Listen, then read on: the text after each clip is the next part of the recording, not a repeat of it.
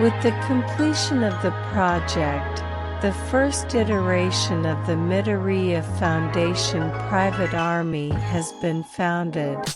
Troops.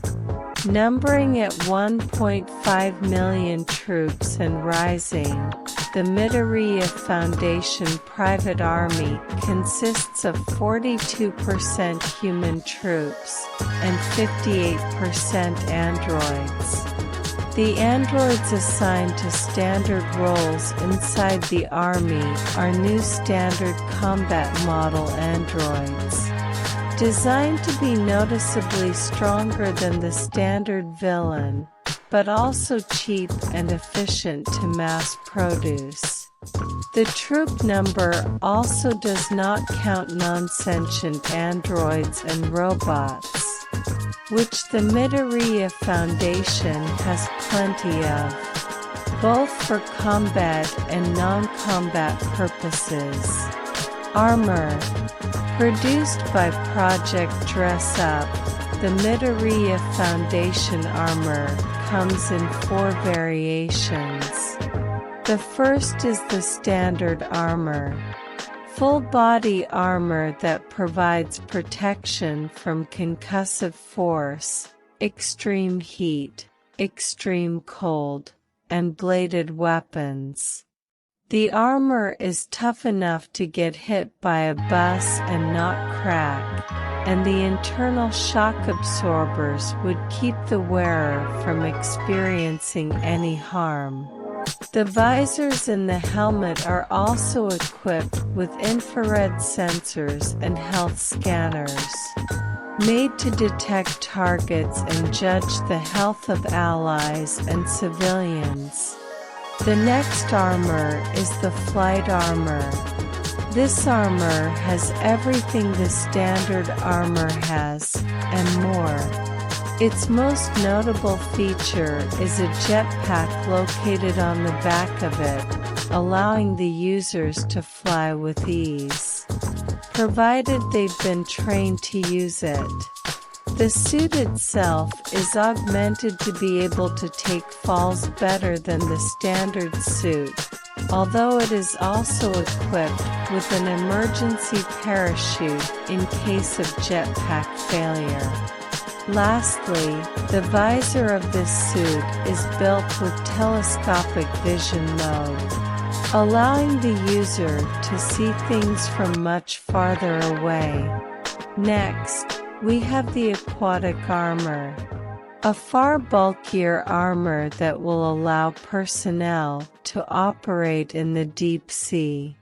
It carries enough oxygen to last 2 days, can withstand tremendous amounts of water pressure, and can withstand greater amounts of cold and heat than the standard armor.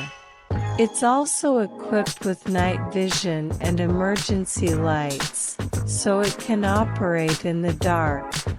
Mechanized parts are located in the arms and legs, to allow the users to still freely move in the heavy armor.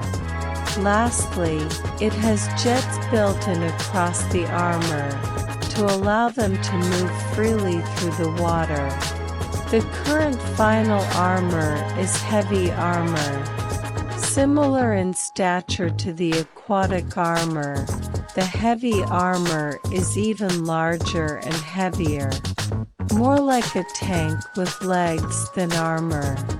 The heavy armor can withstand far greater punishment than any other armor, outperforming any actual tanks in terms of endurance. Of course, much like the aquatic armor, this armor contains mechanical parts to allow the user to move. But in addition to that, they greatly increase the strength of the suit itself, allowing them to lift cars over their heads with ease, as well as allowing them to use heavy weaponry. Of course, all this comes at the cost of their mobility. They are extremely slow and aren't even able to jump. They have jet boosters in their boots, but this is basically just a tool to allow them to move past ledges, so they aren't stopped in their tracks by a knee-high incline. The last notable thing about this armor are the shock gauntlets, made for hand-to-hand combat in case their other weapons are unavailable. Weapons. Here we will only be discussing only notable weapons, as the Midoriya Foundation does have access and uses pretty much every conventional weapon in existence. To save time, only certain ones need to be talked about in detail. The first weapon is the MFD Chaos Rifle. Using the raw power of fractals, these rifles can shoot energy shots capable of tearing through brick. And thankfully it's light enough to be used by any Midoriya Foundation personnel, and can even be used underwater. As such, this is the standard weapon used by Midoriya Foundation troops. Next is the MFD Heavy Chaos Rifle. These rifles are a more powerful version of the standard Chaos Rifle. These ones can tear through a building at full charge. However, with the increase in power came a significant increase in weight and size. As such, only those donning heavy armor are authorized to use these. After that, we have the MFD swords. These swords are made out of a special cactus metal/titanium alloy and use fractal power to vibrate, increasing its cutting power significantly, allowing it to cleave through light steel plating. Moving on to the MFD Heavy Thunder Spears. These spears are made from the same alloy as the swords, however, they serve a very different purpose. The spear, on top of being used like a spear, is capable of shooting out neuroshocks, non-lethal beams of energy that paralyze targets when hit. However, the real reason for their name comes from when they're thrown. Once they're thrown, the spears will deploy a rocket from their back and thrust towards their targets at speeds close to Mach 1. And once they pierce the target, they explode with significant power. The MFD Rocket Hammer and Rocket Axe are exactly what they sound like. Massive hammers and axes, with rockets on the back of them. At full power, both of them are capable of destroying a heavily armored tank. MFD Unstable Broken Fractal Launcher. This is a missile launcher that shoots very special missiles. These missiles are actual cases, and inside them are cracked fractals. Once the missile hits something, it will quickly deliver an energy pulse into the fractal, causing it to explode. While the explosion is strong, its power isn't the focus point, as anything caught by the explosion will be subject to the effect of that fractal's quirk, be it making them fall asleep, setting them on fire, weakening their power, etc. Vehicles. Much like with weapons, the Midoriya Foundation has access to all forms of vehicles, so we'll only be going over noteworthy ones. The MFD Storm-class ships are massive airships, the same model as the Typhoon, capable of housing tens of thousands of troops. It has dozens of onboard chaos energy cannons capable of leveling buildings, a force field that protects it from most attacks, and its hull is strong enough to withstand severe punishment as well. It can travel faster than trains, and it possesses a cloud camouflage feature so it can move without noticing it.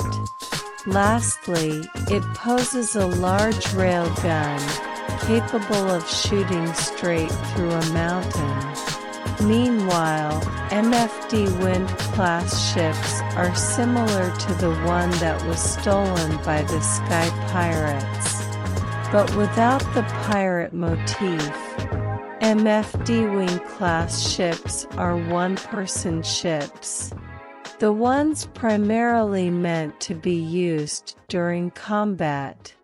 They're equipped with 2 high-powered Chaos cannons and can fly at speeds up to Mach 5. It can reduce an entire city block into rubble in less than a second. MFD tanks are heavily armored tanks, armed with standard machine guns, and 1 large Chaos cannon. They are also equipped with a force field fractal. The MFD Juggernaut tanks are even more heavily armored and are equipped with even more weapons. The main cannon is now EX Chaos Cannon, something that no human being is currently able to get hit by and walk away unscathed. The MFD Pursuer is a motorcycle designed for speed and agility. On top of being able to move faster than bullet trains, it can also drive on walls, jump, and is equipped with a built-in 2-way grappling hook system.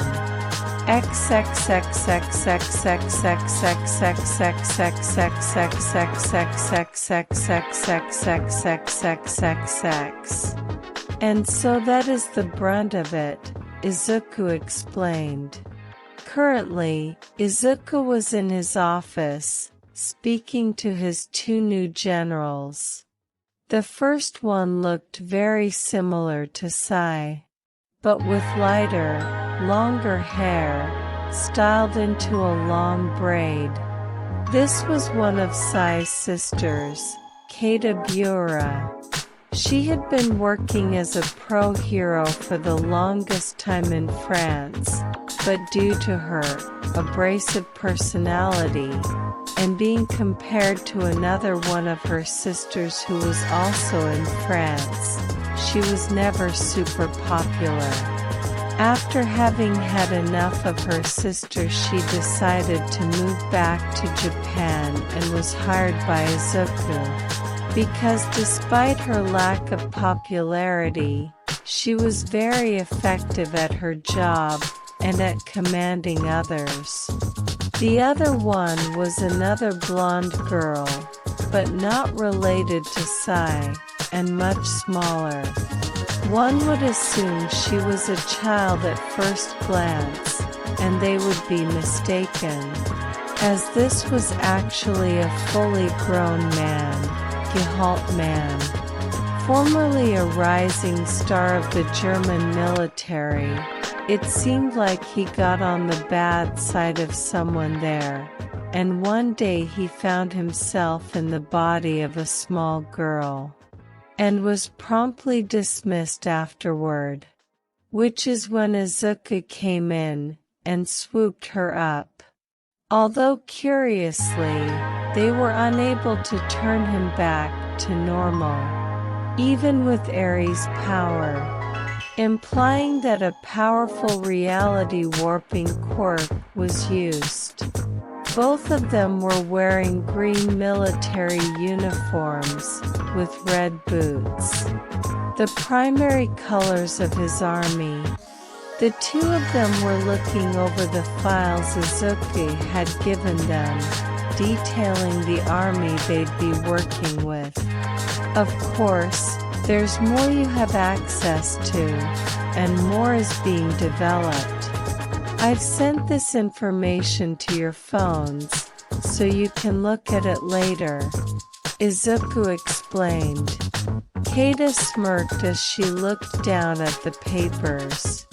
Oh yeah, this is gonna be fun. For once I'm glad I'm not an only child. So what's our directives? Gehalt asked, looking up at Izuku with a very serious expression. Izuku pulled out a hollow disc, and it showed Shin-Shinran. First priority is Shin-Shinran. He's one of the 7 shadow dragons we accidentally created. While all the shadow dragons are an issue, currently he is proving to be the most problematic.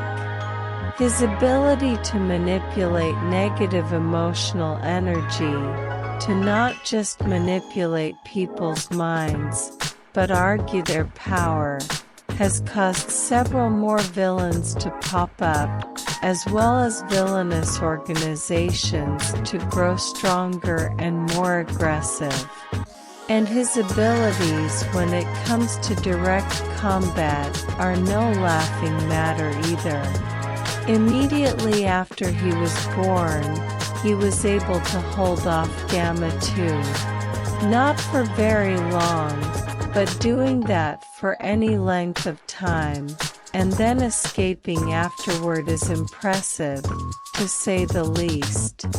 If you encounter him, do not let him escape, but don't engage him with troops either.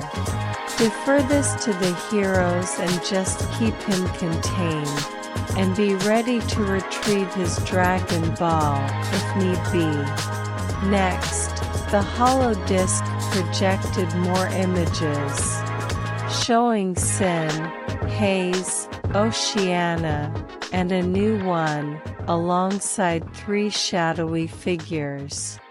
This new figure appeared mostly humanoid, with a blue, icy exoskeleton and large dragon-like wings coming from his back. And there, in his neck, just barely visible under his suit, was the 3-star Dragon Ball. Second priority would be the rest of the shadow dragons. Haze Shinran, the frog-looking one, has already been captured, and is being detained at Angel Island. Osanana is non-hostile and is working with us. And EIS is currently the CEO of Blizzard. No, I don't know how that happened. And while he isn't hostile, well, let's just say he's not improving the company. But the real focus, aside from Sin whom we've discussed, are the remaining 3 dragons. You are to deduce if they're hostile. If not, make contact and ask them to come into questioning. If yes, neutralize them and bring back the Dragon Ball. Only destroy the Dragon Ball if you absolutely must. Next, the image changed to show Ri, Destro and Karai. Third priority is tracking down the Foot Clan and the Meta Liberation Army. Specifically, I'd like to find their main bases, so we can crush them properly. Izuku continued. Although my spying and information gathering department is still in the works, so that might have to wait. Still, these 2 organizations present a threat to me and my children. As such, anytime you find them or their operations, they are to be taken care of, swiftly and immediately. Take them in alive if possible. And if you encounter any children under their control, they are to be taken alive, period. Under no circumstances are you to kill any children, ever. Then the image changed, to show crowds of rioting people. Lastly, is general peacekeeping. The Japanese government has graciously allowed us full reign and authority over peacekeeping operations in the country. And so you're to help the heroes and police when it comes to making sure the streets stayed peaceful, Izuku said. To add to that, the American government has also given us the thumbs up to operate in their country, but to a much more limited extent. Man, I'm taking you with operations there. Please try to calm things down. Yes, sir, Gehalt said with a salute. Is that all, sir? Not quite, Izuku said, as the hollow disc showed one last image. This time of Cooler. This is the villain known as Cooler. He is currently in possession of an extremely powerful thing known as a Chaos Emerald. He's not on the list of priorities simply because he's no longer in the country, and we can't assume he's in America either. However, if you see him, or think he may be nearby, he becomes the top priority. That being said, do not engage him if he's utilizing the Chaos Emerald. Make sure he doesn't escape, and call for backup immediately. And evacuate the area. If he's in America, you have full authorization to use whatever means necessary to do this, even if the American government opposes it. Won't that land you in some hot water? Keita asked, raising an eyebrow. A slap on the wrist maybe. Izuku shrugged. At the end of the day, with the amount of power and influence I'm wielding, and the absolute disaster state America is in, we can really do whatever we want. The only reason we're complying with them at all is so the rest of the governments don't get hesitant about allowing me to work in their countries. And also to fight the narrative that I'm trying to take over the world. You're not? Keita and Gehalt asked at the same time, looking at Izuku in surprise. No. Why would I want to take over the world? Izuku groaned, sounding absolutely exasperated. I just want to have enough power and influence over the entire planet to do as I wish, for the sake of others. Okay, when I say this out loud, I get where you're coming from. But you get my point. I would just like to benefit humanity from the side. Not as some kind of super emperor of humanity. Understood? Yes, sir. Both of them said.